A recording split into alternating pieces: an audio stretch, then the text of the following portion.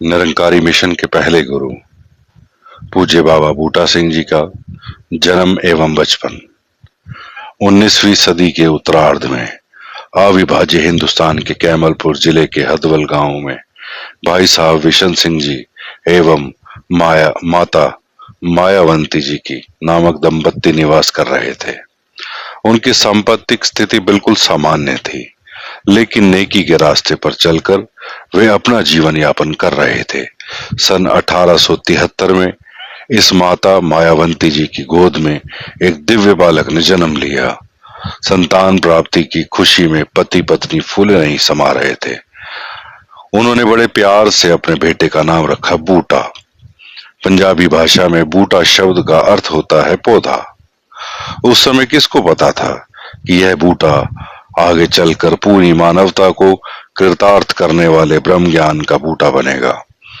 बाबा बूटा सिंह जी के माता पिता धार्मिक वृत्ति के होने के कारण नित्य प्रति पूजा पाठ करना तथा धार्मिक स्थान पर जाना उनके जीवन का एक विभाज्य अंग बन चुका था। स्वाभाविक रूप से धार्मिक बातों का संस्कार बाबा बूटा सिंह जी पर मुखाकृत होते गए।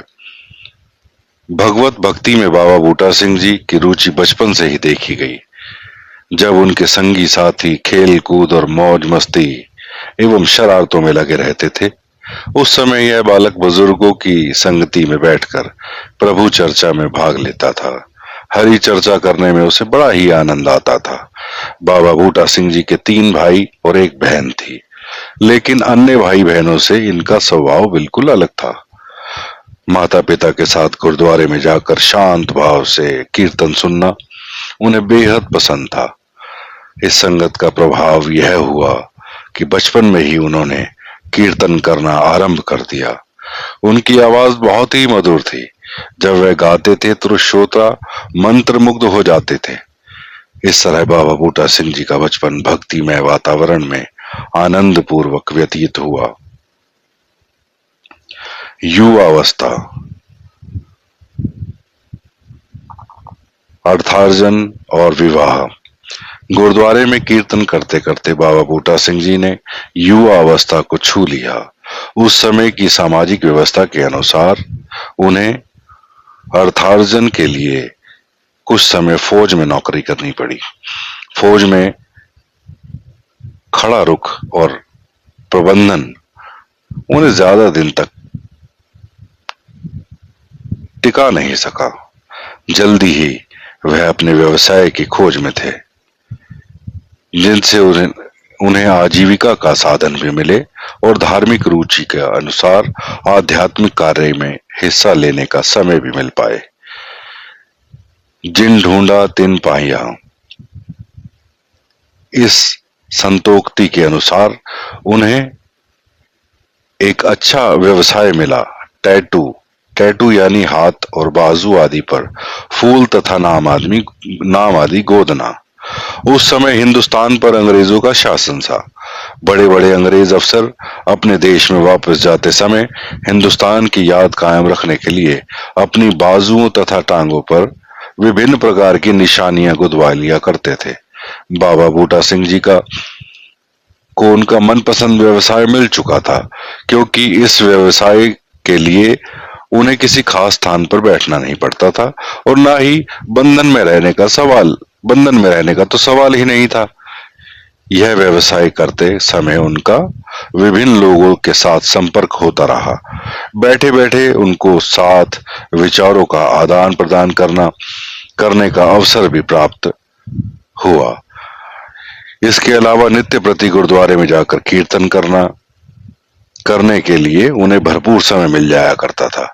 इस प्रकार उनके जीवन में ठहराव आया। टैटू का काम करने में काफी अच्छी आमदनी मिल रही थी। बाबा बूटा सिंह जी को अंग्रेजी, फारसी, उर्दू, हिंदी इत्यादि भाषाओं का ज्ञान था। आप खुश मिजाज थे, शारीरिक तौर पर भी ऊंचे और लंबे थे तथा बहुत तेज चलते थे। आपकी उम्र 18 साल की हुई तो उस समय समाज की व्यवस्था के अनुसार माता पिता ने आपका विवाह भाई साहब आशा सिंह जी जग्गी जी की सुपुत्री लाजवंती जी के साथ कर दिया, लेकिन विधाता को कुछ और ही मंजूर था। सन 1904 में लाजवंती जी प्लेग की बीमारी का शिकार होकर परलोक सिधार गई। उनके बाद बाबा बूटा सिंह जी का विवाह हडवाल की ही वंती जी से हुआ। दुनियावी रूप में आपकी कोई संतान नहीं थी, लेकिन हर बच्चे को, मानव मात्र को आप एक पिता वाली सरपरस्ती, प्यार और रहनुमाई देते रहे। गुरबाणी में जब जब ईश्वर की ओर संकेत करने वाला कोई शब्द आता था, तब तब आपकी जिज्ञासा परम सीमा तक पहुंच जाती। गुरबाणी के कई शब्दों में ईश्वर के लिए तू कहकर पुकारा गया है। तू शब्द हम अपने सामने वाले के लिए इस्तेमाल करते हैं। उनके दिल में यही भाव प्रकट होता। अगर यह तू शब्द का अकाल पुरख का वर्णन किया गया है, तो अकाल पुरख मेरे सामने ही होना चाहिए, लेकिन सामने होते हुए भी मुझे दिखाई क्यों नहीं पड़ता? यह प्रश्न उनके मन में उठता था। यह अलौकिक रहस्य जानने के लिए वह इतने उत्सुक हो उठे कि फूट फूट कर रोकर भी पढ़ने, सत्य को जानने की चाहत आप में बचपन से ही थी। गुरबाणी का कीर्तन आपके हृदय की गहराइयों से करते थे। आपकी मधुर रचना की मिठास से श्रोताओं पर जादू सा प्रभाव पड़ता था। गुरबाणी का पाठ या कीर्तन करते हुए आपका मन वैराग्य से भर जाता था। मोहन घर आवो। एक दिन रावलपिंडी के गुरुद्वारे में हमेशा की भांति सत्संग चल रहा था। श्रद्धालु भक्तजन बड़ी संख्या में उपस्थित थे। वातावरण भक्ति भाव से सराबोर हो चुका था। ऐसे सुंदर वातावरण में एक ही मधुर स्वर गूंज रहा था, मोहन घर आवो, मोहन घर आवो, मोहन घर आवो। गुरबाणी के शब्द का गायन कर रहे थे बाबा बूटा सिंह जी। कीर्तन में आप इतने भाव विभोर हो चुके थे कि समस्त संगत आपके साथ झूम रही थी। इस समय कीर्तन के बाद बाबा बूटा सिंह जी के जीवन में एक ऐसी घटना घटी जिनसे उनका पूरा का पूरा जीवन ही परिवर्तित हो गया। यह घटना थी बाबा बूटा सिंह जी की मुलाकात भाई साहब काहन सिंह जी से हुई। जिस संगत में बाबा बूटा सिंह जी यह कीर्तन गाया, उसी संगत में भाई काहन सिंह जी उपस्थित थे। उन्होंने यह भावपूर्ण कीर्तन श्रवण किया। वास्तव में भाई काहन सिंह जी एक ऐसे महान भक्त की तलाश में थे, और कीर्तन की समाप्ति होने के बाद भाई काहन सिंह जी बाबा बूटा सिंह जी के पास गए और उनसे कहने लगे, भाई साहब, क्या आप सचमुच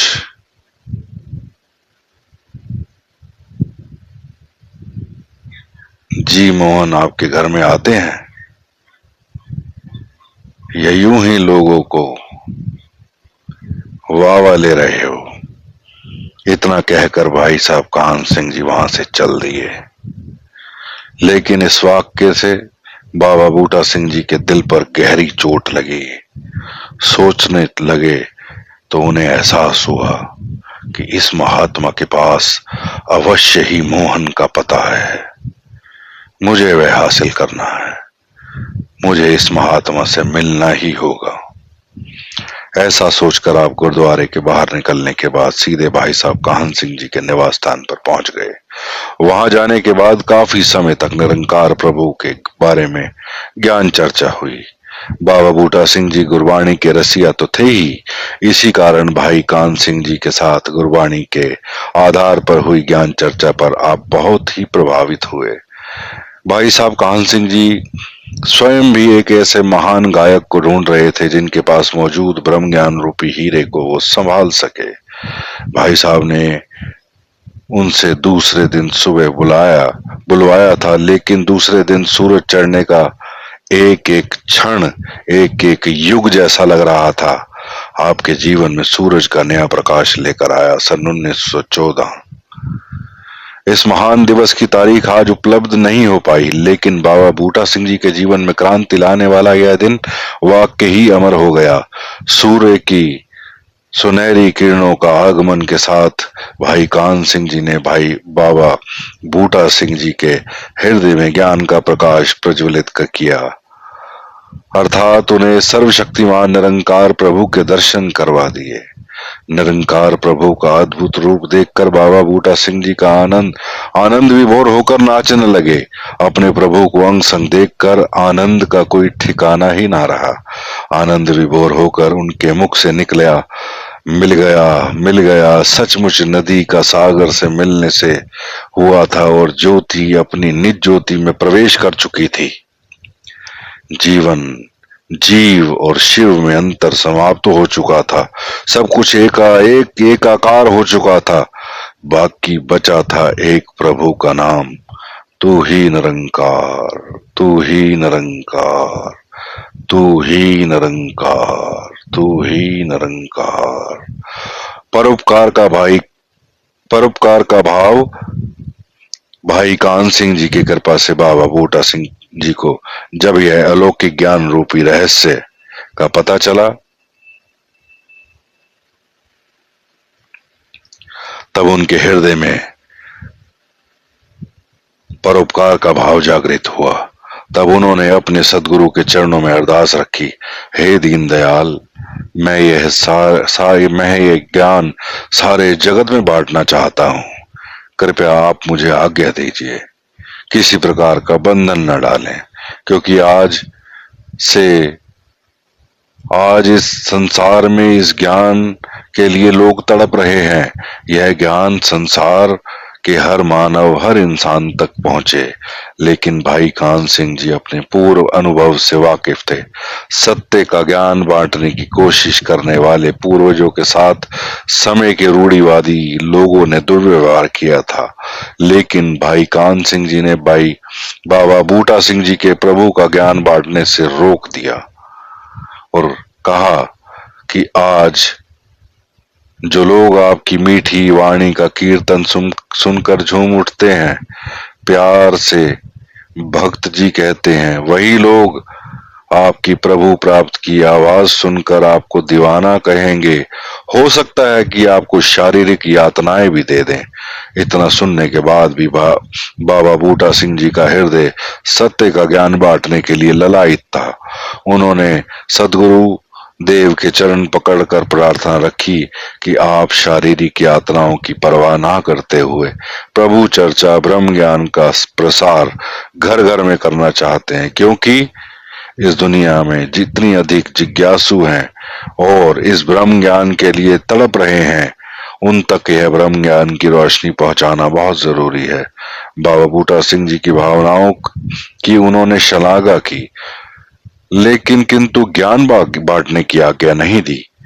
गुरु के आदेश को शिरोधार करते हुए 15 वर्ष तक आप स्वयं ही इस अमूल्य ज्ञान का रसपान करते रहे। वो भक्तों की तलाश आपका परोपकारी हृदय एवं ज्ञान प्रचारक की योग्यता को देखते हुए भाई कान सिंह जी ने उन्हें ज्ञान बांटने की अनुज्ञा प्रदान की। उस समय आपकी आयु 55 वर्ष थी। सालों साल दिल में दबाए हुए ज्ञान बांटने के अपने अरमान को इस अनुज्ञा ने जैसे पंख लगा दिए। बाबा बूटा सिंह जी ने संसार के अज्ञान रूपी अंधकार को कम करने की मन में प्रतिज्ञा कर ली थी। सदगुरु का आशीर्वाद लेकर उन्होंने लोरालई तथा पेशावर इलाके में प्रभु भक्तों की तलाश शुरू कर दी। जो कोई भी उनके सानिध्य में आता था, जिनसे भी आप मिलते, उनसे आप कुछ अजीब से सवाल करते, जैसे आपका पिता कौन है, आपको कहाँ जाना है, आपका घर कौन सा है, इत्यादि। इन अजीब सवालों को सुनकर लोग अचरज में पड़ते। इन सवालों के उत्तर में कोई अपना शारीरिक नाते से पिता का नाम बताता, तो कोई अपने निवास का पता कहता, लेकिन इसके ऊपर आपका कहना कुछ अलग ही होता। आप कहते हैं कि यह माता पिता ये तो तुम्हारे शरीर से के संबंधी है, लेकिन शरीर को छोड़ने के बाद जो हमारी आत्मा का स्वामी है वह कौन है? क्या उसे भी जाना है? जिस घर का पता बता रहे हो वह धूप तथा बारिश से हमारी रक्षा करता है, लेकिन हमारा शाश्वत घर कहाँ है? बाबा बूटा सिंह जी के इन सवालों से हर कोई निरुत्तर हो जाता था।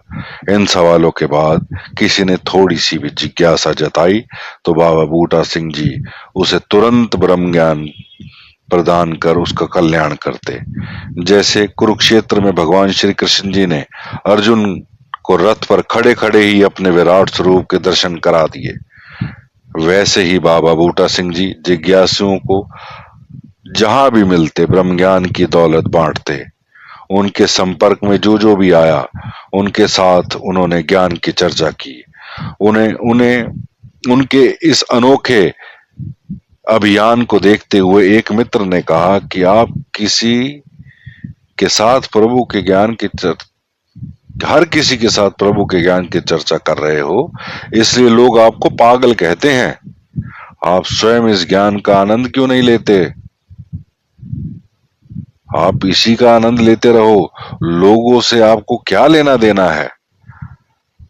तब आपने उत्तर दिया, मेरे हाथ बीज की बोरी आई है और मैं इन दोनों हाथों से बीज फैला रहा हूं। यदि एक भी दाना पेड़ का रूप धारण कर गया तो मेरा घर ही भर जाएगा। इस प्रकार आपने ब्रह्म ज्ञान को फैलाना आरंभ कर दिया। एक से दो, दो से चार करते करते अनुयायी बनते चले गए। दिव्य मिलन पुरातन समय में भगवान श्री राम और भरत के बंधु प्रेम की भरत भेंट प्रसिद्ध है। इसी प्रकार से वर्तमान समय में बाबा बूटा सिंह जी एवं बाबा अवतार सिंह जी का दिव्य मिलन भी इतिहास में अजर अमर स्थान प्राप्त कर चुका है। यह दिव्य मिलन हुआ 25 में 1929 के दिन, 25 मई 1929 के दिन। जिस प्रकार से दो महानदियों का संगम होता है, उसी प्रकार से एक महान मिलन हुआ और इसी महान मिलन से प्रकट हुआ पूरी मानव जाति का को सत्य, अहिंसा, प्रेम, नम्रता, शांति, समता, विश्व बंधुत्व का संदेश देने वाला संत निरंकारी मिशन। इसीलिए इस दिन को संत निरंकारी मिशन का स्थापना दिवस माना जाता है। 1929 के मई मास के अंतिम सप्ताह चल रहा था। दूध बेचने का व्यवसाय करने वाले भाई साहब धन्ना सिंह जी ने बाबा अवतार सिंह जी को बूटा सिंह जी के घर के बारे में पहले ही बहुत कुछ बता रखा था। तब से ही बाबा अवतार सिंह जी बाबा बूटा सिंह जी से मिलने की प्रतीक्षा कर रहे थे। उन्हें ज्यादा इंतजार नहीं करना पड़ा। इसी महीने के अंतिम सप्ताह में बाबा अवतार सिंह जी अपनी बेकरी की दुकान पर खड़े थे। उनके पड़ोसी भाई अनूप सिंह जी ने अचानक बाबा बूटा सिंह जी को वहां से गुजरते देखा तो बाबा अवतार सिंह जी को आवाज लगाई, भाई अवतार सिंह जी, वह देखिए बाबा बूटा सिंह जी जा रहे हैं जिन्हें आप मिलना चाहते थे। भाई अनूप सिंह जी की पुकार के साथ बाबा अवतार सिंह जी ने उनकी तरफ नजर डाली तो बाबा बूटा सिंह जी के तेजस्वी रूप को देखकर दंग रह गए। भाई अनूप सिंह जी ने आगे बढ़कर बाबा बूटा सिंह जी से उनका कुशल पूछते हुए कहा, कहो भाई साहब, क्या हाल है, आनंद में हो? अनूप सिंह जी की बात सुनकर तुरंत जवाब दिया, कौन सा आनंद पूछते हो भाई, भीतर का या बाहर का? यदि आप मेरे भीतर के आनंद को जानना चाहते हो तो आनंद ही आनंद है, और यदि बाहर के आनंद को पूछते हो तो मैं तुम्हारे सामने खड़ा हूं, जैसा दिखाई दे रहा हूं वैसा ही हूं। यह उत्तर सुनकर अनूप सिंह जी निरुत्तर हो गए और बाबा अवतार सिंह जी का इशारा करते हुए कहने लगे, यह है हमारे अवतार सिंह जी जो आपसे मिलने के लिए बहुत ज्यादा इच्छुक हैं। इस समय बाबा अवतार सिंह जी ने बड़े आदर भाव से, प्यार से उनसे विनती की कि मुझे भी समय देने की कृपा करें। मैं आपसे गुरबाणी का रहस्य तथा व्याख्या समझना चाहता हूँ। गुरबाणी का रहस्य जानने की भावना प्रकट करने वाला जिज्ञासु देख बाबा बूटा सिंह जी बहुत ही ज्यादा प्रसन्न हुए और कहा, चलो भाई साहब, यहीं आपकी दुकान पर बैठकर ही थोड़ा विचार विमर्श कर लेते हैं। यह कहकर बिना किसी उत्तर की प्रतीक्षा किए आपकी दुकान पर पहुंच गए। मुस्कुराते हुए कहने लगे, भाई साहब, आप तो पहले ऐसे व्यक्ति हैं जिन्होंने यह जिज्ञासा जाहिर की है। अन्यथा संसार में तो आत्मा परमात्मा की बात को कोई सुनना ही नहीं चाहता। आप तो सचमुच धन्य हैं। इधर बाबा बूटा सिंह जी वचन विलास करने में मस्त थे, उधर बाबा अवतार सिंह जी किसी और ही चिंता में डूबे हुए थे, क्योंकि बाबा बूटा सिंह जी अचानक उनकी दुकान पर आने के कारण यह सोच में पड़ गए कि इतना उज्जवल तथा शानदार पहरावा धारण करने वाला महान व्यक्ति को मैं कहाँ बिठाऊं। बेकरी की जगह की हालत किसी से छुपी नहीं है। इस तरह बाबा अवतार सिंह जी असमंजस में पड़े देख आपने स्वयं ही एक पटरी अपनी ओर खींची और उस पर बैठते हुए बाबा अवतार सिंह जी को भी बैठने के लिए कहा। बाबा बूटा सिंह जी इस समय सहज अवस्था से बाबा अवतार सिंह जी की ओर अधिक प्रभावित हुए। उनके मन में यही भाव आया कि यह कैसा महान व्यक्ति है जिसे कहीं भी बैठने में रत्ती भर का भी संकोच नहीं है। बाबा जी के बैठने के बाद आपने बड़े अदब से प्रभु भक्ति के विषय पर चर्चा करने के लिए समय प्रदान करने की मांग की। इस समय बाबा बूटा सिंह जी प्रसन्नता से बोले, जब मैं आपको समय हो तो मैं आपके पास आ जाया करूंगा। मैं प्रतिदिन भी आ सकता हूँ। यह सुनकर बाबा अवतार सिंह जी ने कहा, सदा प्यासा ही चलकर कुएं के पास जाता है, इसलिए आप कष्ट करने की बजाय मुझे समय और स्थान बता दीजिए, मैं स्वयं आपके चरणों में उपस्थित हो जाऊंगा। तब बाबा जी ने उन्हें स्थान का पता बताया। दूसरे दिन 8 बजे का समय देकर चले गए। दूसरे दिन 8 बजे से पहले बाबा अवतार सिंह जी बाबा बूटा सिंह जी के निवास स्थान पर पहुंचे। उधर भी उनका ही इंतजार हो रहा था। बाबा बूटा सिंह जी ने स्वयं उन्हें बड़े प्यार और सत्कार से बिठाया। यही कहा कि 25 मई 1929 का महान दिन है, जिसे निरंकारी मिशन की स्थापना दिवस का दिन माना जाता है। वचन विलास प्रारंभ हुआ। बाबा बूटा सिंह जी ने गुरबाणी के कुछ उदाहरण देकर बाबा अवतार सिंह जी को ज्ञान समझाया। बाबा अवतार सिंह जी स्वयं भी गुरबाणी के अच्छे जानकार थे, इसलिए बाबा बूटा सिंह जी की बातें समझ भी रहे थे। कुछ समय ज्ञान चर्चा के बाद निरंकार प्रभु के दर्शन करने के लिए बाबा अवतार सिंह जी ने का मन ललायित हो उठा। उनकी जिज्ञासा चरम सीमा तक पहुंचते देख ब्रह्म ज्ञान का इशारे से प्रभु का रहस्य खोलते हुए बाबा बूटा सिंह जी ने कहा, देखो, यही निरंकार परमपिता परमात्मा है। इसी की खोज में लोग जप तप कर रहे हैं, जंगलों पर्वतों पर जाकर अपना जीवन समय नष्ट कर रहे हैं। अच्छी तरह देख लो, यह हर जगह परिपूर्ण है। यह सृष्टि बनने से पहले भी था, प्रलय हो जाने के बाद भी रहेगा। अनेकों प्रमाण देते हुए बाबा बूटा सिंह जी ने बाबा अवतार सिंह जी को यह रहस्य इस प्रकार समझाया कि वो मस्ती में झूम उठे। सदगुरु की असीम कृपा से निरंकार प्रभु के दर्शन होने पर बाबा अवतार सिंह जी के आनंद का कोई पारावार न था। बार बार अपने सदगुरु के चरणों में नमस्कार करके प्रभु प्रेम को अनोखे रंग में रंग कर अपने घर पहुंचे। वास्तव में तो प्रभु का ज्ञान तो बाबा बूटा सिंह जी ने और भी सज्जनों को प्रदान किया था, लेकिन ज्ञान की जो प्राप्ति के क्षण से ही हरिनाम की मस्ती में झूमने वाला बाबा अवतार सिंह जी जैसा जिज्ञासु भक्त उन्हें नहीं मिला था। अपनी इस मिसाल यहाँ देना बहुत जरूरी है। जब ज्ञान प्राप्ति के दिन जब बाबा अवतार सिंह जी घर वापस लौट रहे थे तो बहुत ही प्रसन्नता से अपने ज्ञान की प्राप्ति की गाथा अपने मामा जय सिंह जी को सुना दी, तो वह खुश होने की बजाय क्रोधित हुए और कहने लगे, तुमने अपनी सारी साख मिट्टी में मिला दी। तुम्हें गुरुद्वारा तथा सिख पंथ में जो ऊंचा स्थान प्राप्त है वह अब नहीं रहेगा। बाबा बूटा सिंह जी के पास जाकर तुम्हें जनता की दृष्टि में अपना आदर सत्कार कम कर लिया है।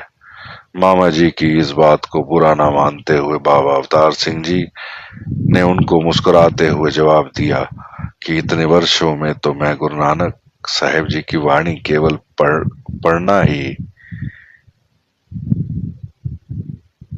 पढ़ ही रहा हूँ। आज जीवन में प्रथम बार यह काम किया है जिसको करने के लिए श्री गुरु नानक साहेब जी ने अपनी वाणी में प्रेरणा एवं आज्ञा दी है कि इतना कहकर सिमरन में मग्न हो गए। अगले दिन की सुबह होते होते बाबा अवतार सिंह जी बाबा बूटा सिंह जी के निवास स्थान की ओर चल पड़े तो मार्ग में ही आपको बाबा जी के दर्शन हो गए। सदगुरु को देखते ही आप भागकर चरणों से लिपट गए। बाबा बूटा सिंह जी ने आपको उठाकर गले से लगा लिया और दोनों मिलकर सैर के लिए चल पड़े। बाबा बूटा सिंह जी ने कहा कि चलते चलते भी निरंकार का सिमरन करते रहिए। यह आज्ञा उपरांत बाबा बूटा सिंह जी ने एक सवाल किया, भाई साहब जी, क्या आप चार खड़ियों का वर्णन जानते हैं? तो बाबा अवतार सिंह ने इनकार में सिर हिला दिया। तब बाबा जी कहने लगे कि मुझसे पूछते क्यों नहीं हो, मैं आपको समझा सकता हूँ। बाबा जी की आवाज ठीक से न सुनने के कारण चौंकते हुए कहा। तो बाबा बूटा सिंह जी बोले, मैंने आपसे चार खड़ियों का विषय में पूछा था। इस पर जवाब देते हुए कहा कि वे तो मैं भली प्रकार ही जानता हूँ। तो बाबा बूटा सिंह जी ने टोकते हुए कहा कि भाई साहब, मेरे मेरे द्वारा पहली बार पूछे जाने पर आपने इनकार क्यों कर दिया था? इस पर बाबा अवतार सिंह जी ने उत्तर दिया, मैं तो आपकी आज्ञा के अनुसार निरंकार के सिमरन में लगा हुआ था।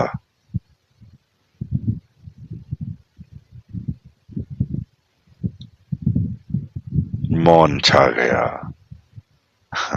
इसीलिए मैं आपका प्रश्न सुना ही नहीं, उत्तर कैसे दे पाता।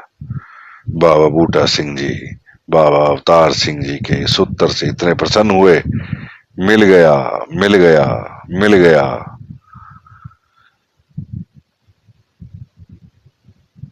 कहते हुए बाबा अवतार सिंह जी को नमस्कार करने लगे। आपकी इस अवस्था को देखते हुए बाबा अवतार सिंह जी ने घबराते हुए कहा, महाराज, यह क्या कर रहे हैं? बाबा बूटा सिंह जी ने उत्तर दिया, आप धन्य हैं, आप महान हैं, ध्यान हो तो ऐसा हो। मैं तो आप जैसे ही शिष्य की खोज में था जो पूर्ण रूप से मेरे वचनों को हृदय में स्थान दे सके। आप ही ऐसे व्यक्ति हैं, इसीलिए मैंने आपको नमस्कार की है। सत्य का बोध होने के बाद बाबा अवतार सिंह जी ने बाबा बूटा सिंह जी के वचनों का ज्यों का त्यों पालन किया और अपने सदगुरु की अनथक सेवा की। सन 1929 से 1943 तक, यानी बाबा बूटा सिंह जी के अंतिम समय तक, गुरु और भक्त को यह दिव्य गुरु और भक्त की यह दिव्य जोड़ी तोड़ने के हजारों यत्न होने के बाद भी अटूट रही। बाबा बूटा सिंह जी के जीवन से जुड़ी कुछ घटनाएं विष भी बना अमृत। जैसे महान प्रभु भक्त संत मीराबाई को विष का प्याला दिया गया था, हम यह इतिहास के पन्नों में पढ़ते हैं। कुछ इस प्रकार की घटनाएं बाबा बूटा सिंह जी के जीवन से में घटित हुई। सत्य के विरोधी सदैव ही महापुरुषों के रास्ते में रोड़े बनते आए हैं, लेकिन यह बात भी सच है कि जितना विरोध किया गया उतना उतना सत्य खुलकर प्रकट हुआ। एक बार एक व्यक्ति ने आपसे सवाल किया, क्या आप मुझे ईश्वर के दर्शन कराओगे? तब आपने अपने स्वभाव के अनुसार सहज भाव में कह दिया, तुम्हें ऐसे ईश्वर के दर्शन कराऊंगा जिससे तुम दूर भाग नहीं सकोगे। इस संसार के मन में दुष्ट भावना थी। उन्होंने कहा, ठीक है, पहले आप मेरे घर भोजन के लिए आइए। उसके दिल से दुर्भावना को जानते हुए भी आप निर्भय भाव से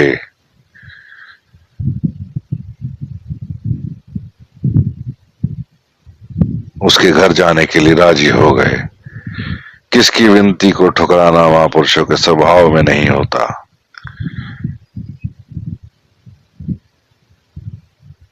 आप उस इंसान के घर में गए, उस इंसान ने आपको जो भोजन परोसा वह भोजन विषैला था। आपने उस विषैले भोजन को प्रभु के ध्यान में तल्लीन होकर अमृत समझकर परवान कर लिया। वहां से जब घर वापस गए तो दोनों 2 बार उल्टी आई और वह विष जमीन पर गिर गया। विष इतना असरदार था कि जहां गिरा वहां पर जमीन पर भी उसका असर पड़ा। इस प्रकार निरंकार प्रभु की कृपा से इस विष के प्रभाव से भी आप बच निकले। उधर उस व्यक्ति ने यह दुष्प्रयास किया था कि उसने देखा कि विषैला भोजन खाने के बावजूद भी बाबा बूटा सिंह जी जीवित है, तो वह हैरान रह गया। उसके बाद कभी बाबा बूटा सिंह जी के सामने आने की उसकी हिम्मत ना हुई। इस प्रकार विरोधियों द्वारा लाख रुकावटें डालने की कोशिश के बावजूद बाबा बूटा सिंह जी और बाबा अवतार सिंह जी अपनी जान की परवाह किए बगैर ही सत्य का प्रचार करते रहे। उन्होंने अपने जीवन काल में प्रभु इच्छा पर छोड़ दिया था। अपनी निर्भरता एवं प्रभु की अगाध लीला के एक गाथा यहाँ देना बहुत जरूरी महसूस होता है, जिससे यह पता चल सके कि इन महान विभूतियों को खत्म करने के लिए विरोधियों ने क्या कुछ नहीं किया। एक दिन बाबा बूटा सिंह जी के साथ बाबा अवतार सिंह जी लतीफाल गांव जाने का कार्यक्रम बनाया। लतीफाल जाने के लिए रेल यात्रा से डुडियाल नामक स्टेशन पर उतरना पड़ता था और वहां से करीब 3-4 मील पैदल चलना पड़ता था। डुडियाल में आपके विरोधियों का काफी जोर था। धर्म के नाम पर भड़काने वाले आगुओं के उकसाए जाने पर गांव के कुछ सिरफिरे लोगों ने फैसला किया कि डुडियाल से लतीफाल जाने वाले रास्ते में बाबा बूटा सिंह जी एवं बाबा अवतार सिंह जी को जान से मार दिया जाए। आपके लतीफाल जाने की सूचना मिलते ही गांव के कुछ लोग कुल्हाड़ियां और टकवे हाथ में लेकर अपने आप दोनों की बाट जोहने लगे, यानी रास्ते में निकलने का इंतजार करने लगे। रेलगाड़ी जब डुडियाल पहुंची तो लगभग अंधेरा सा हो चुका था।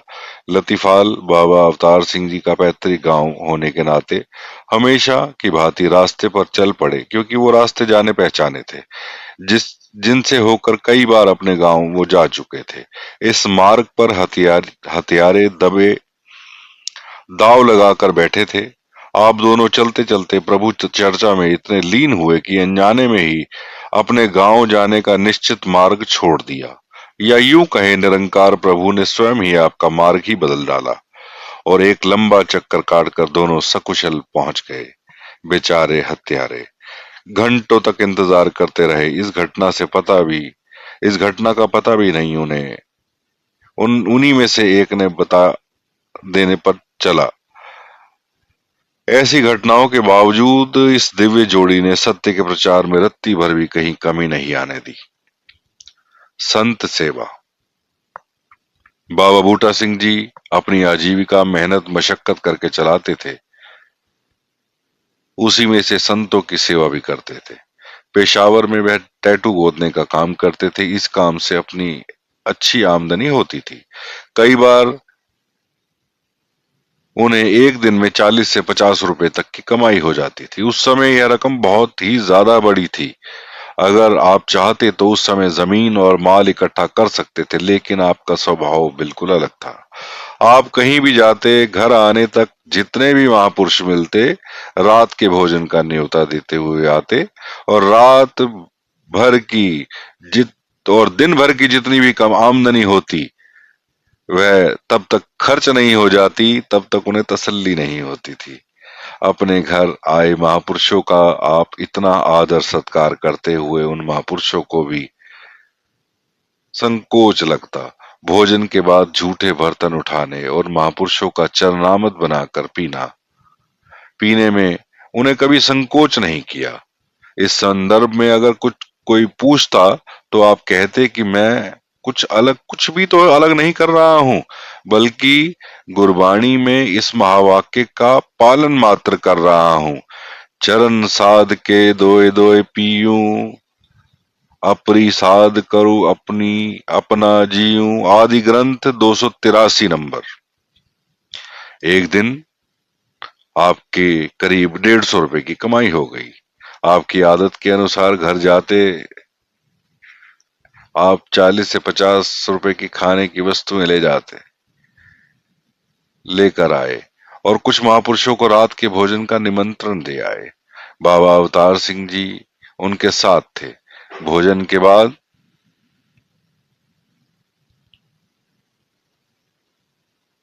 भोजन के बाद बहुत सारे महापुरुष निकल पड़े। बाबा अवतार सिंह जी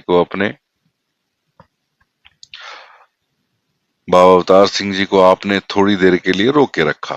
थोड़ी देर बाद आपने अपनी पत्नी वंती जी के पास जाकर बाकी रुपयों में से 30 रुपए मांगे। माता वंती जी ने तुरंत रुपए निकाल कर दे दिए। थोड़े समय उपरांत वह सारे रुपए संतों को देकर आप वापस लौट आए और माता वंती जी से बाकी रुपए भी मांग लिए। माता वंती जी ने कुछ कुछ संकोच किया तो आपने दोबारा रुपए मांगे। फिर तो माता जी ने सब रुपए निकाल कर ही दे दिए, परंतु वह अपनी नाराजगी को छुपा नहीं पाई। आपने माचिस लेकर उन सभी नोटों को आग लगा दी। वहां खड़े खड़े बाबा अवतार सिंह जी बड़े हैरानी से यह सारा तमाशा चुपचाप देखते रहे, परंतु आपको रोकने का साहस नहीं कर पाए। नोटों की राख की ढेर को देखकर आप हंसकर कहने लगे, देखो बंती जी, मैंने अपने और तुम्हारे प्यार के बीच आई दीवार को ही हटा दिया। माया एक ऐसी दीवार है जो आत्मा और परमात्मा को मिलने में सबसे बड़ी बाधा होती है। जो माया अथवा धन दौलत प्यार की राह में दीवार बन जाए, उसे चकनाचूर कर देना ही अच्छा है।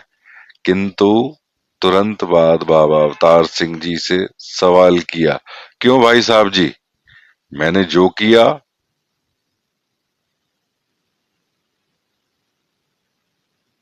अथवा कहा यथार्थ है ना? तब बाबा अवतार सिंह जी ने उत्तर दिया, ऐसा कर सकना हर किसी के बस की बात नहीं है। कोई पूर्ण महापुरुष ही ऐसा कर सकता है। सेवा और सुख। बाबा बूटा सिंह जी संत महापुरुषों को अपने घर में आमंत्रित करके भोजन इत्यादि द्वारा उनकी सेवा किया करते थे। भोजन परोसने से लेकर झूठे बर्तन उठाने तक का काम वे स्वयं किया करते थे। आप स्वयं सदगुरु के रूप में प्रकट होते हुए भी भक्तजनों को राह दिखाने के लिए संतों का चरणामृत बनाकर पान करते थे और चरणामृत की महिमा समझाते थे। इस प्रकार संतों को बुलाकर एक दूसरे की सेवा करने की प्रेरणा आप दिया करते थे। सदगुरु की सेवा चाकरी सुखी हूं सुख साए, एथे मिलन वड्याइया, दरगह मोख द्वार, आदि ग्रंथ 586 नंबर। इस वाक्य के अनुसार आपने गुरसिखों को तन मन धन की सेवा द्वारा सुखी होने का मार्गदर्शन कराया था। कभी कभी तो आप स्वयं ही महापुरुषों से पूछ लेते कि आपकी जेब में कितने पैसे हैं, उसमें से कुछ हिस्सा संतों की सेवा के लिए निकालिए। कहते ही एक बार आपने कि किसी संत से इसी तरह कहकर सेवा करवाई। पास ही बाबा अवतार सिंह जी खड़े थे। उन्होंने इस बात को महसूस किया और आपसे हाथ जोड़कर विनती करने लगे कि आप महापुरुषों से जबरदस्ती सेवा करवाते हो, कहीं उनका वह गलत अर्थ ना निकाल लें। यह दुकान, इसकी तिजोरी आपकी तो है। आप जितनी माया लें, दास को तो अति खुशी होगी। तब बाबा अवतार सिंह जी अपनी भावना प्रकट कर चुके, तो कुछ देर खामोश रहने के बाद बाबा बूटा सिंह जी ने पूछा, अवतार जी, गुरु दाता होता है? फिर थोड़ा मौन हुए और फिर कहने लगे, अवतार जी, गुरु दाता होता है या मंगता? बाबा अवतार सिंह जी को अपनी भूल का एहसास हो गया। वो चरणों में शीश रखकर विनती की, सच्चे पातशाह, गुरु तो दाता होता है, इससे पहले बाबा अवतार सिंह जी और कुछ कहते, आपने कहना शुरू किया, अवतार सिंह जी, मेरे तो सभी बच्चे हैं, मैं सबको सुखी देखना चाहता हूँ। याद रखिए, सुखों के द्वारा सेवा के द्वार ही खुलते हैं। मैं इनसे जबरदस्ती सेवा का बीज डलवाता हूँ ताकि ये सुखी हो जाएं और इस प्रकार आप सबको सेवा द्वारा गुरु भक्ति के मार्ग पर अग्रसर करते। त्रिकालदर्शी सदगुरु बाबा बूटा सिंह जी त्रिकालदर्शी थे। इन महापुरुषों की श्रद्धा, भक्ति एवं सत्य प्रचार की लगन को देखकर आप मन ही मन प्रसन्न होकर इन महापुरुषों को कई वरदान देते थे। एक बार संगत को संबोधित करते हुए उन्हें उनके मुखारबिंद से कुछ उद्गार निकले, आप देखेंगे एक दिन यह मिशन पूरे विश्व पर छा जाएगा और सभी और इसकी जय जयकार होगी। सदगुरु त्रिकालदर्शी होने के बावजूद भी कभी भी अपने आप को त्रिकालदर्शी जतलाता ही नहीं है, लेकिन उनके दिव्य कार्य ही उन्हें त्रिकालदर्शित्व प्रकट कर रहे होते हैं। एक बार बाबा बूटा सिंह जी के घर में बैठे बेरों की लंबी लाइनें लगा रहे थे। इतने में ऊपर के कमरे से जगत माता बुधवंती जी नीचे आए और देखते ही उनसे समझ में कुछ आया नहीं। बाबा जी की लीला का राज जानने के लिए उन्होंने सवाल किया कि बाबा जी, ये बेरों की कतारें क्यों बना रहे हैं? आपने जवाब दिया, बुद्धा, जगत माता जी का घरेलू नाम था बुद्धा, मैं संगतों की कतारें लगा रहा हूँ। आप देखेंगे कि संगतें इतनी एक दिन बढ़ जाएंगी कि नमस्कार करने वालों की लंबी कतारें लगी देखी दिखाई देंगी। बाबा अवतार सिंह जी और आपको पालकी में बिठाकर संत महात्मा बड़ी बड़ी शोभा यात्रा निकालेंगे। आपके भक्ति एवं प्यार की सुगंध चारों ओर फैल जाएगी। बाबा बूटा सिंह जी के मुख से निकले एक एक वचन सत्य होते संसार ने देखे हैं। आज हम देख रहे हैं कि निरंकारी मिशन पूरे विश्व में फैल रहा है। राज ज्योतिषी का किस्सा। बाबा बूटा सिंह जी एवं बाबा अवतार सिंह जी के सत्य की दिव्य प्रकाशमान ज्योति को लेकर चारों ओर प्रकाश कर रहे थे। एक दिन यह दिव्य जोड़ी लाहौर में पहुंची और दोनों बाजार की ओर सैर करते हुए चले जा रहे थे कि बाबा बूटा सिंह जी की दृष्टि ऐसे राज ज्योतिषी के बोर्ड पर पड़ी जो आगे आने वाले हालात को बताने में बहुत विख्यात था। उसके पास अपनी किस्मत का हाल जानने वाले व्यक्ति बहुत दूर दूर से चलकर आया करते थे। आपने बाबा अवतार सिंह जी से कहा, तुम्हें एक तमाशा दिखाएं? बाबा अवतार सिंह जी अपने पीछे पीछे आने का संकेत करते हुए बाबा बूटा सिंह जी ज्योतिषी महाराज की सीढ़ियों पर चढ़ गए। बाबा बूटा सिंह जी ने भी उनका अनुकरण किया। वह ज्योतिषी आपको ऊपर आया आता देखकर खड़ा हो गया और कुछ समय तक बाबा बूटा सिंह जी की ओर देखने के उपरांत बाबा अवतार सिंह जी से कहने लगा कि आपका साथी तो कोई पहुंचा हुआ वली है जिसके हाथ में कुल संसार की ताकतें हैं। यह तो जो चाहे कर सकते हैं। ज्योतिषी के मुख से अपने सदगुरु की शलाघा सुनकर बाबा अवतार सिंह जी बहुत प्रसन्न हुए और ज्योतिषी को देने के लिए अपनी जेब में से कुछ पैसे निकालने लगे। तभी बाबा बूटा सिंह जी ने उन्हें रोक दिया और बाबा अवतार सिंह जी का हाथ पकड़कर सीढ़ियों से नीचे उतर आए। बेचारा ज्योतिषी यह देखता रह गया। बाबा अवतार सिंह जी को हैरानी होते देख आप कहने लगे, भाई अवतार सिंह जी, आप तो बहुत ही भोले हो। उस ज्योतिषी ने जो कुछ भी बताया उसमें सच्चाई हो तो भी उसका कहना गलत है। उसके बोलने के सामने वाले को बड़ी बड़ी बातें बताकर धन कमाने की लालसा अधिक थी और जिस विद्या पर उसे जानने वाले विद्वान खुद पर विश्वास ना हो तो उसे झूठ ही कहना चाहिए। आप खुद ही सोच कर देखो, अगर उसे अपनी विद्या पर थोड़ा भी विश्वास होता, कोई वली पीर को अपने सामने पाकर ऐसे चुप नहीं बैठता, चरणों में नमस्कार होकर कुछ ना कुछ प्राप्त करने की इच्छा जरूर करता। लेकिन उसने ऐसा कुछ भी नहीं किया। इससे एक बात निश्चित होती है कि उसकी विद्या झूठी है और अगर उसके उसमें सच्चाई भी है तो खुद अपनी विद्या पर विश्वास ना करके खुद ही झुठला दिया। आपकी इस बात को सुनकर बाबा अवतार सिंह जी के मन ही मन में प्रसन्न हुए और ऐसे पूर्ण सद्गुरु की प्राप्ति के लिए ईश्वर का लाख लाख धन्यवाद करने लगे। प्रस्थान के संकेत। विश्व में फैला अज्ञान रूपी अंधकार ब्रह्म ज्ञान के प्रकाश द्वारा मिटाने की उनकी योजना साकार होती नजर आ रही थी। इस रूहानी ज्ञान की रोशनी को बचाए रखने एवं संसार तक फैलाने में पूर्णोत्तम सक्षम महात्मा बाबा अवतार सिंह जी के रूप में उन्हें मिल चुके थे। अपने आपने बाबा अवतार सिंह जी की जितनी बार भी परख की परीक्षाएं ली, उनमें पूर्ण रूप से वे खरे उतरे।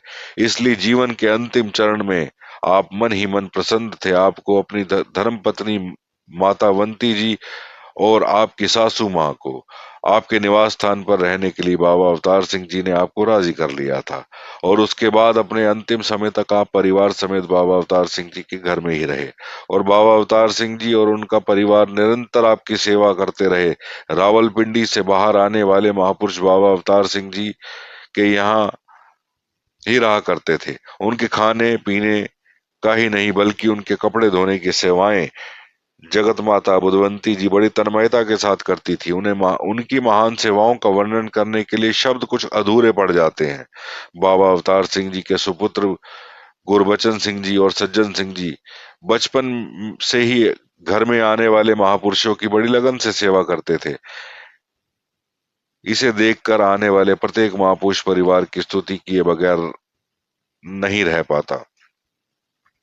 सेवाओं में अधिक से अधिक अग्रसर रहे गुरबचन सिंह जी कम बोलना और अधिक काम करना उनकी शख्सियत थी। इन बालकों को अपनी गोद में बिठाकर बाबा बूटा सिंह जी ऐसे आशीर्वाद प्रदान करते हुए सुनने वाले दंग रह जाते कि एक बार आप बाबा अवतार सिंह जी से कहने लगे, अवतार सिंह जी मेरे शब्द याद रखना, यह भोला भाला दिखने वाला बालक एक दिन संसार की जीवन नौका का खेवनहार बनेगा। संसार के लोग इनके चरणों में नतमस्तक होकर मन की शांति एवं आनंद प्राप्त करते देखे जाएंगे। समय के साथ बाबा बूटा सिंह जी का एक एक वचन पत्थर की लकीर की भांति सत्य साबित हुआ। एक दिन आप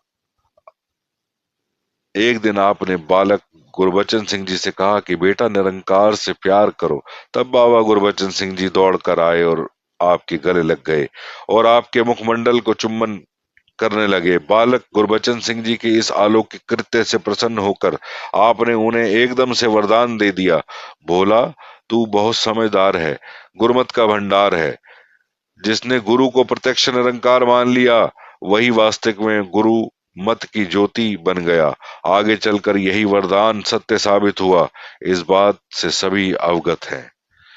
मई 1943 में आप अपना नश्वर शरीर त्यागने से पहले एक चमत्कारी घटना आपके जीवन में घटी, वह प्रस्तुत करना जरूरी है। यह घटना इस तरह थी। अंतिम समय पर सभी महापुरुष संतों को हमारी पहुंचने की सूचना भिजवाने के लिए एक सप्ताह पूर्व एक बार आपने शरीर त्याग कर दिया और इस समय उनके पास जो लोग थे उन्होंने आपको मृत घोषित कर दिया। लेकिन कुछ समय बाद ही लोगों ने देखा कि बाबा जी तू ही निरंकार, तू ही निरंकार, तू ही निरंकार ऐसा सिमरन कर रहे हैं। तो वहां के सभी लोग चकित रह गए। उनमें से किसी ने आपको पूछा, महाराज यह क्या चमत्कार है? आपने हंसते हंसते जवाब दिया, कोई विशेष बात नहीं, लेकिन जाते जाते मुझे महापुरुषों को दिए हुए वचन याद आए। मैंने कहा था कि मैं कोई चोर नहीं जो चुपचाप चला जाऊंगा, सभी को मिलकर बताकर मैं अंतिम यात्रा पर निकलूंगा, इसलिए मुझे वापस आना पड़ा। इस घटना के पश्चात उनकी शारीरिक यात्रा बिल्कुल अंतिम दौर शुरू हो गया। सन 1929 से लेकर 1943 तक 14 वर्षों तक 14 वर्षों के अंतराल में बाबा बूटा सिंह जी ने पूरे विश्व के को अमन और चैन की शीतल छाया प्रदान करने वाले संत निरंकारी मिशन रूपी वृक्ष का रोपण करके इतना मजबूत बना दिया कि संसार की कोई भी ताकत उसे हिला न सके। आपका व्यक्तित्व तो अत्यंत तेजस्वी था ही। सन 1873 से 1943 तक 70 वर्ष की आयु आपको प्राप्त हुई। इतनी आयु के बावजूद भी आपके बाल अंतिम समय तक काले रहे।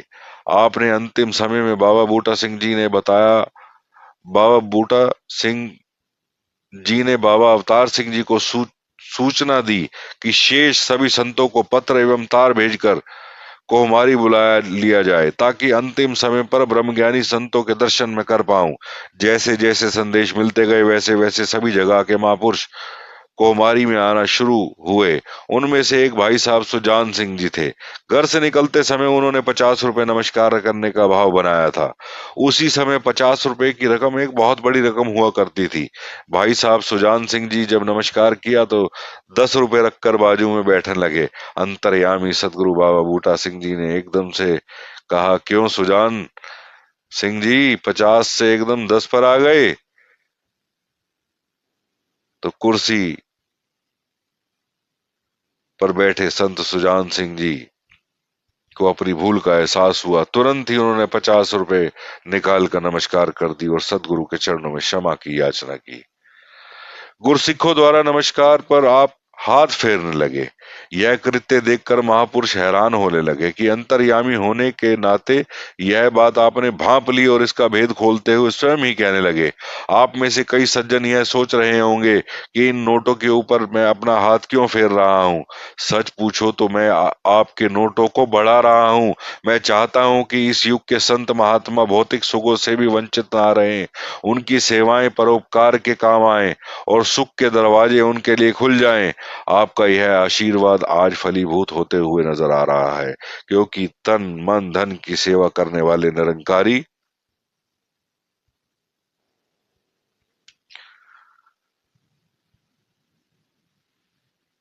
तन मन धन की सेवा करने वाले निरंकारी भक्तों के पास सांसारिक सुखों की भी कोई कमी नहीं है। नाम धन के साथ साथ भौतिक धन की भी वे अमीर बन रहे हैं। जिस समय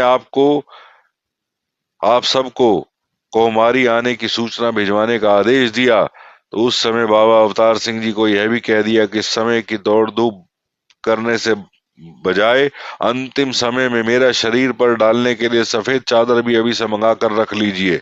बाबा अवतार सिंह जी के सुपुत्र गुरबचन सिंह जी व बाबा सज्जन सिंह जी ने आपके चरणों में 5-5 रुपए द्वारा नमस्कार की तो आप अति प्रसन्न हुए। दोनों को करीब बुलाया और बुलाकर अपने प्यार से उनकी पीठ पर हाथ फेरा और कहा, इनकी दो इनकी दो सफेद चादरों के बीच में सिलाई लगवा कर लाओ। सफेद चादरों के साथ साथ डॉक्टर को भी बुलवा लिया गया। डॉक्टर को आया देख आप मुस्कुराकर फरमाने लगे, आप मेरा इलाज करने आए हो, लेकिन पहले अपनी आत्मा का इलाज तो करवा लो। डॉक्टर भी आपकी अलौकिक और शक्ति के आगे झुक गया और 2-4 वचनों के पश्चात ज्ञान लेने को तैयार हो गया। आप बैठकर ज्ञान देकर तू ही निरंकार का सिमरन करवाने लगे। दर्शनों के लिए आए महापुरुषों के भोजन का प्रबंध करने का निर्देश बाबा अवतार सिंह जी को पहले ही दे रखे थे। उसके अनुसार सभी के लिए भोजन का प्रबंध किया गया। आपने सभी महापुरुषों को पास बुलाया और कहा कि एक थाली में 4-5 महापुरुष लंगर ग्रहण करें ताकि सुविधा हो, समय पर सभी भोजन से फ्री हो जाएं। इस प्रकार जाते जाते भी आपने जाति पाति ऊंच नीच आदि भेदभाव को समाप्त करते हुए मिल बैठकर खाने की विधि को सिखाया। भोजन उपरांत सभी महापुरुष वहां एकत्र हो गए। बाबा बूटा सिंह जी लेटे हुए थे। सभी का ध्यान एकटक आपके इशारे की ओर लगा हुआ था। तब आपने ऊपर उठकर बैठने की इच्छा व्यक्त की। इशारा मिलते ही बाबा अवतार सिंह जी ने तकिए का आधार लेकर आपको ऊपर उठाया। आपके आदेशानुसार लाई गई सफेद चादर भी आपके नीचे पहले ही बिछा दी गई। आए हुए महापुरुष अपनी श्रद्धा के अनुसार आपके चरणों में नमस्कार करने लगे। सभी की नमस्कार संपन्न होते ही आप हंसते हुए आपने कहा, अभी मेरे लाडलों ने तो नमस्कार की ही नहीं। आपका संकेत मिलते ही बाबा अवतार सिंह जी ने बाबा गुरबचन सिंह जी और सज्जन सिंह जी को माया के साथ नमस्कार करने के लिए कहा और उन्होंने भी नमस्कार की। आपको दर्शन हो चुके थे। आपने अंतिम समय बाबा बूटा सिंह जी ने आपने वचनों में कहा कि मेरा अंतिम समय आ गया है। प्रभु प्रेमी ज्ञानवान भक्तों की प्यार शारीरिक ना होकर आत्मिक होता है। इसलिए मेरे शरीर के चले जाने पर किसी को भी दुख नहीं होना चाहिए। मैं जिस काम का प्रारंभ किया है उसे आगे बढ़ाना ही गुरु की भक्ति है। मैं आपको केवल इसीलिए बुलाया है ताकि अंत समय आप सभी प्रेमी संतों महात्माओं के दर्शन कर सकूं तथा आपसे जान सकूं कि मेरे शरीर त्यागने के बाद संत जनों की अगुवाई कौन करेगा। यह कहकर आपने अपनी नजरें ऊपर उठाई तो देखा कि सभी उपस्थित सज्जनों की आंखें आंसुओं से भरी बाबा अवतार सिंह जी की ओर लगी हुई थी। आपने सभी संतों की आंखों की भाषा का अर्थ जानकर सभी की उपस्थिति में अपने गले से दुपट्टा उतार कर बाबा अवतार सिंह जी के गले में डाल दिया। बाबा अवतार सिंह जी को नमस्कार करते हुए बिना मुख से कुछ कहे पर सब कुछ कह दिया जो कि आप कहना चाहते थे। थोड़ा समय खामोश रहकर आप बड़ी धीमी आवाज में फरमाने लगे, मुझे हार्दिक प्रसन्नता हुई है कि आपने अपने अनुयायी के लिए ऐसे व्यक्ति को चुना है कि जो हर परीक्षा में उत्तीर्ण हुआ है तथा प्रत्येक कठिनाइयों में अडिग रह रहा है। आज से भाई अवतार सिंह जी ही बूटा सिंह जी है। इस प्रकार बाबा बूटा सिंह जी का प्रस्थान के साथ सी निरंकारी मिशन रूपी मानव मुक्ति का अभियान का पहला चरण संपन्न हुआ और बाबा बूटा सिंह जी इस निरंकार प्रभु में विलीन हो गए और बाबा अवतार सिंह जी के गले में दुपट्टा डालकर संत निरंकारी मिशन का कार्यभार बाबा अवतार सिंह जी के कंधों पर डालकर इस नश्वर शरीर को त्याग दिया। तो ये थी दिव्य गाथा पुस्तक से निरंकारी मिशन का इतिहास।